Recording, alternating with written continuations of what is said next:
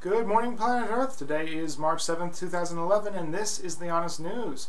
In the top story for today, Libya is still suffering from what can only be described as a civil war, as battles continue to rage on in areas around the capital city of Tripoli.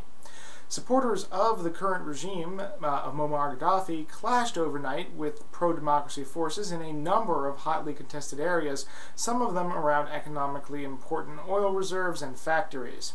Gaddafi forces attempted to reclaim two cities near the capital, but one of those attempts ended in the regime's forces being led into a trap.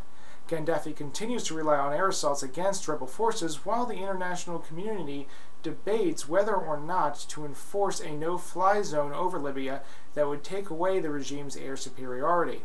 This all coming on the heels of an internet blackout in Libya. Google's transparency report shows the internet in Libya sharply falling to zero slightly before noon on March 4th. Libya's internet connections were already relatively spotty, with only 6% of households having internet access. This is potentially a major blow for the resistance, as this information halt will leave the more politically active members of the country in the dark. Whether or not this will slow the progress of the pro-democracy movement remains to be seen. Which leads us into our next story. In technology news, a group calling themselves a human right believes that internet access is in fact a human right, and to provide this right to people that don't have it, they are campaigning to buy a satellite from a bankrupt communications company. The satellite, named TerreStar 1, could one day provide internet access to impoverished areas or areas that simply lack steady internet access. Their site, straightforwardly called buythissatellite.org, has already raised a third of the money they need for phase 1 of their plan. If they are successful in purchasing the satellite, it could mean taking away power from governments to turn off the internet during times of open revolt. The plan is too far away to help the pro-democracy forces in Libya, but hopefully such tactics as internet blackout will one day be a thing of the past. In science news, Dr. Richard Hoover is claiming he has discovered bacterial fossils inside a meteorite. The astrobiologist published his findings in the Journal of Cosmology, which claims to be a peer-reviewed scientific journal.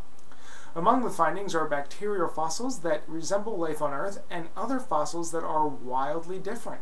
The news is a boon to those who hope that we are not alone in the universe, but when UMM biology professor P.Z. Myers was asked if he thought there was any truth to the claim, he responded, no, citing numerous problems with the paper and questioning the credulity and status of the Journal of Cosmology. Sci-fi enthusiasts hoping to make it with number 6 from Battlestar Galactica are certain to be disappointed. In scientific apocalypse news, we could all be doomed. Our sun is preparing to reach a high point in its solar output, meaning solar flares could become more frequent and powerful. A smaller solar storm was found to cause communication disruption in China last month, and scientists are saying that a much larger event is in fact possible, capable of wiping out entire power grids and destroying hardware. NASA scientists are working towards predicting which transformers will be hit ahead of time in order to decrease the effects the solar storms will have on power grids, but the system has yet to be field tested during an actual solar storm.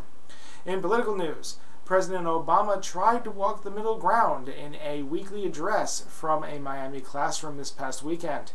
The president touched on a number of issues, such as the decreasing unemployment rate, the tax cuts signed into law late last year by Congress, and the need for investment in projects such as education. The highlight of the address came in the form of the president cautioning Congress that spending cuts should be focused on what was not needed, not cutting based on political agendas.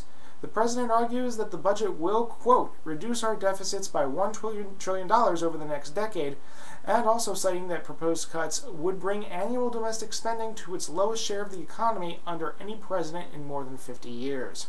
Congressional Republicans see it another way, with Republican Diane Black of Tennessee saying that the president's budget actually adds $14 trillion to the debt. According to factcheck.org, both sides are spinning the budget numbers. Obama's side is not taking into account the interest we have to pay on our debt, and Republicans are putting unfair blame on Obama for domestic spending, even when including the stimulus money. Both sides are calling for us to live within our means, but whether or not we will ever be able to do so is not yet clear. This was the Honest News for March 7th, 2011. Enjoy the rest of your day.